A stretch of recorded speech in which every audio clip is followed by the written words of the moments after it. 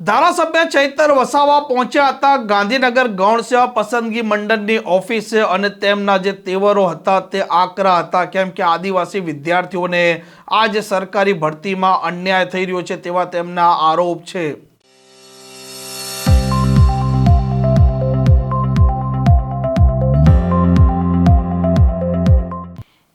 નમસ્કાર, આપ જોઈ રહ્યા છો હોટલાઇન ન્યૂઝ અને હું છું આપની સાથે તોફિક ગાંચી। ડેડિયાપાડાના ધારાસભ્ય ચૈતર વસાવા પહોંચ્યા હતા ગાંધીનગર ગુજરાત ગૌણ સેવા પસંદગી મંડળની ઓફિસે અને આદિવાસી વિદ્યાર્થીઓ સાથે જે અન્યાય થઈ રહ્યો છે અન્યાયના મામલે તેમણે આજ અધ્યક્ષે તેમને આવેદનપત્ર આપતા કહ્યું હતું કે 40% જે ફરજિયાત ગુણ માર્ક છે તેની અમલવારી નથી થઈ રહી। એસટી ઉમેદવારો આદિવાસી વિદ્યાર્થીઓ છે તેમને અન્યાય થઈ રહ્યો છે અને જો તેમને સમાનતાની તક નહીં મળે તો આંદોલન થશે તેવી પણ તેમણે ચીમકી ઉચ્ચારી છે।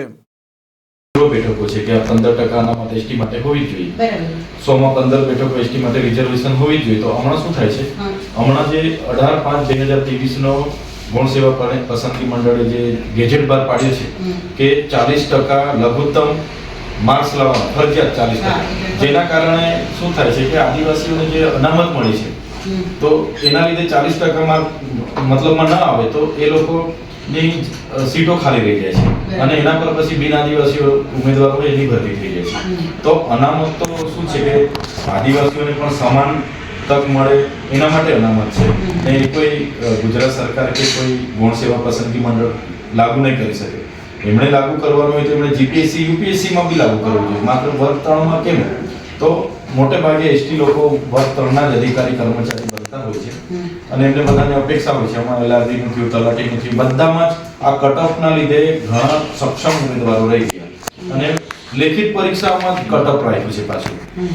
અમે ઝારખંડ હોય, આસામ હોય, મિઝોરમ હોય, મેઘાલય હોય, બધી જ જગ્યાના ગેજેટો જોયા છે, કોઈ રાજ્યમાં આ પ્રકારનું કટ ઓફ નથી, કોઈ પણ જગ્યાએ નથી। 40% લઘુત્તમ માર્ક્સ લાવવા જ પડે એવી કોઈ જગ્યાએ પ્રાવધાન નથી, માત્ર ને માત્ર ગુજરાતમાં જ પણ ગૌણ સેવા પસંદગી મંડળ દ્વારા આ કરવામાં આવે છે। તો એ હટાવી દેવામાં આવે એવી બધા જ ઉમેદવારો વતી અમારી લાગણી અને માંગણી છે।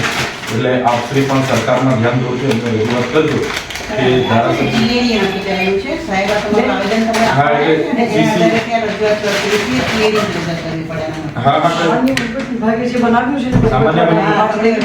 તાત્કાલિક ધોરણે એ કોન્સ્ટિટ્યુશનના આખા ઓપોઝમાં છે તો એને તાત્કાલિક ધોરણે હટાવવાની જરૂર છે। અને હવે જે રિઝલ્ટો આપવામાં આવ્યા છે, અમારી સીટો રેવન્યુ તલાટીની, અમારી સીટો સીસીની અંદર ગૌણ સેવા જે પરીક્ષા લે છે એ ખાલી પડી હતી, ગુજરાત લોકરક્ષક ભરતી બોર્ડ દ્વારા જે લેવાય ત્યાં પણ અમારી સીટો ખાલી પડી હતી બેન। અને આના લીધે બેન તાત્કાલિક ચાલુ ભરતીમાં બી 18/5/23 નું નોટિફિકેશન જો કોન્સ્ટિટ્યુશનને અને અનામત નીતિને બાયપાસ કરે છે તો એને તાત્કાલિક હટાવીને હમણાં જે રિઝલ્ટ આપવામાં આવે એને બધામાં 40% દરેક પેપર પર બી લાગુ કરવામાં આવે છે ગૌણ સેવા દ્વારા। અને ગુજરાત ગૌણ સેવા દ્વારા જે પેપર આવે એમાં પેપરના જે પાર્ટ છે એના પર લાગુ કરવામાં આવ્યા છે। મૂળ વાત એવી છે મેડમ કે જે બંધારણના આર્ટિકલ 335 અંતર્ગત જે 16(4) મુજબનો જે પ્રાવધાન છે એના પર છેડછાડ થાય છે, ઉલ્લંઘન થયું છે।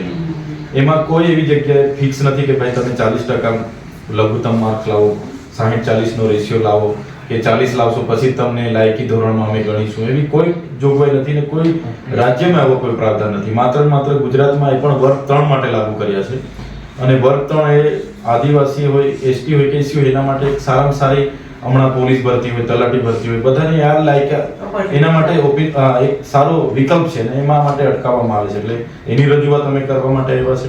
જો આનો નિર્ણય દિન 15માં નહીં આવશે તો 16 તારીખથી બજેટ સત્ર જે ચાલુ થવાનું છે એમાં બધા જ ઉમેદવારોને સાથે રાખીને અમે બજેટ સત્રમાં સરકારને આ પરિપત્ર રદ કરવામાં આવે અને આદિવાસીને મળેલા અનામતના અધિકારો નું પાલન થાય એના માટે અમે બજેટ સત્રમાં મોટી સંખ્યામાં